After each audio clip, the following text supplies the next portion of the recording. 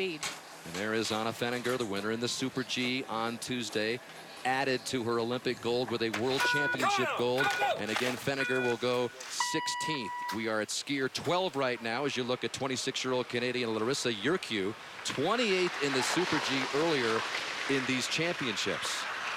Yeah, and boy, watching her in training, 22nd in the final training run, she just seems to have lost her magic.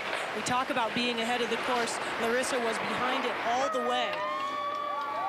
And a 4th place in Lake Louise downhill this season, 14-15 season.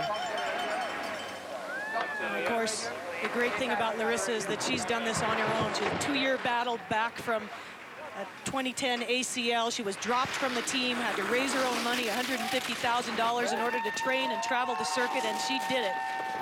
Well, Canada was celebrating big time yesterday when Dustin Cook surprised a lot of people by finishing 2nd in the men's Super G. He's not going to race the downhill. I talked to him last night, but we'll see him in the GS later. And she's keeping it close, just 0.2 of a second back. Really well done there through the gauntlet where a lot of people have gotten low. Larissa keeping her line, and now she loses it. That's the tough turn there on Kestrel. So difficult, and now it starts to get a little bit flatter, and that mistake will cost her. You would imagine that portion of the race is going to be the focus of the radio reports coming up, right? Absolutely. It has been throughout training. It's really, really difficult to get right, and yet it's key that you do if you want to be in the medals here in these Worlds.